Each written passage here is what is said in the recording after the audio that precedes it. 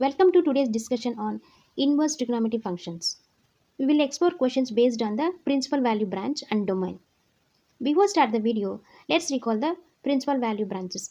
That means ranges of these functions. Sine inverse, the range is minus pi by 2 plus pi by 2 closed bracket. Cos inverse, the range is 0 to pi. Tan inverse, the range is minus pi by 2 pi by 2. And cot inverse, the range is 0 to pi.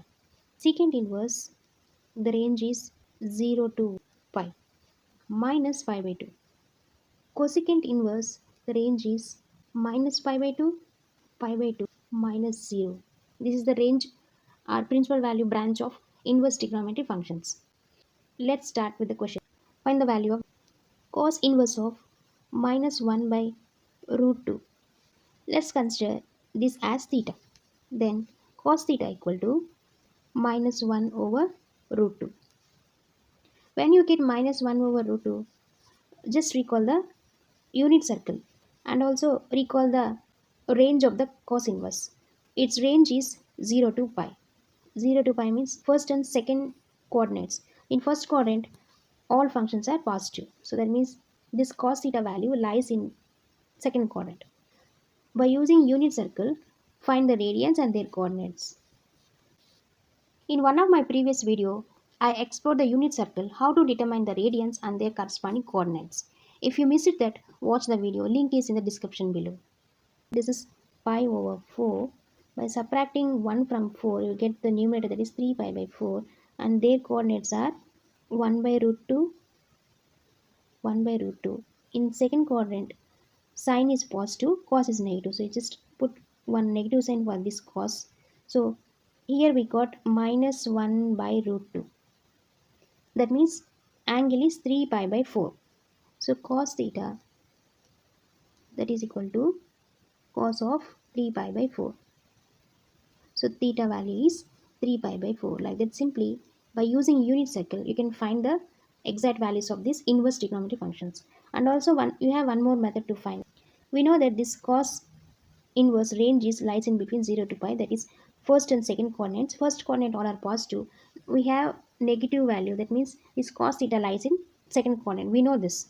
The first quadrant we have 90 minus theta, and the second quadrant we have 90 plus theta, and we have 180 minus theta. Let's take this 180 minus theta. It lies in second quadrant, that's why cos theta equal to cos of 180 means pi minus theta. The theta value is 1 over root 2. That means cos 45 is 1 over root 2. So you have to write pi over 4.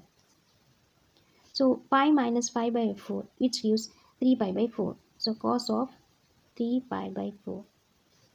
That is cos theta. So the theta value is 3 pi by 4. Find the value of sine inverse of minus 1 by 2.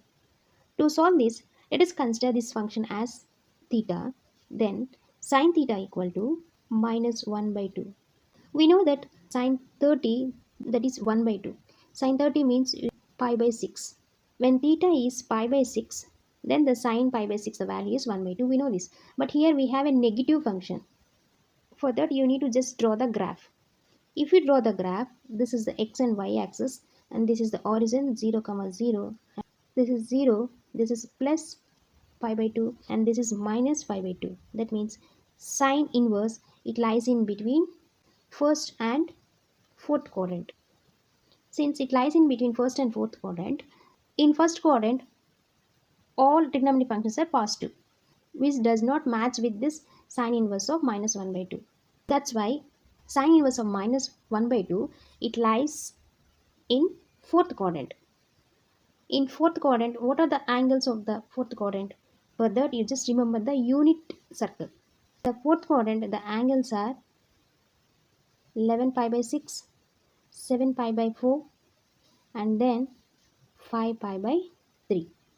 For the 11 pi by 6, the coordinates are root 3 by 2 minus 1 by 2, and for the angle 7 pi by 4, the coordinates are 1 by root 2 comma minus 1 over root 2, and for the 5 pi by 3, the coordinates are 1 by 2 minus root 3 by 2.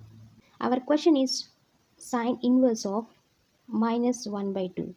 So minus 1 by 2, where it lies? It lies in the fourth quadrant, that is the angle is 11 pi by 6. So the theta value is 11 pi over 6. We have another way to find the trigonometric functions, that is, let's draw the graph, and the sine theta, it lies in between first and fourth quadrant, and we know that first quadrant all functions are positive, but it does not match with our question. So that means sine theta lies in fourth quadrant. Fourth quadrant, the angles are, if you recall the angles, it is 90 minus theta, and this is 90 plus theta, and again this is 180 minus theta, and this is 180 plus theta, and this is 270 minus theta. In the fourth quadrant, we have 270 plus theta and 360 minus theta. So this is the fourth quadrant angles. If you take 360 minus theta, that means you can write sine theta equal to sine of 360 is nothing but 2 pi minus theta is nothing but sine 30 is 1 by 2. Just take sine 30, that is pi over 6. That is 360 minus theta, which gives minus pi by 6. So theta equal to pi by 6. Sine inverse function has a periodic nature with a period 2 pi. This means sine inverse is equal to 2n pi plus theta. Here n is an integer. If you take sine inverse of minus 1 by 2, that is equal to 2n pi. Here n is an integer plus theta value is, that is 1 by 2. When you get sine 1 by 2, sine 30 is 1 by 2. That means you have to write minus pi over 6. Suppose if you take n equal to 0, so that means 2 times 0 times pi, which means 0 only. So just write 0, then you will get minus pi over 6. Suppose if you take n equal to 1, then sine inverse of minus 1 by 2, that is 2 times 1 is 2, that is 2 pi, that is 2 pi minus pi over 6. After take the LCM, you will get 12 pi minus pi over 6, which gives 11 pi over 6.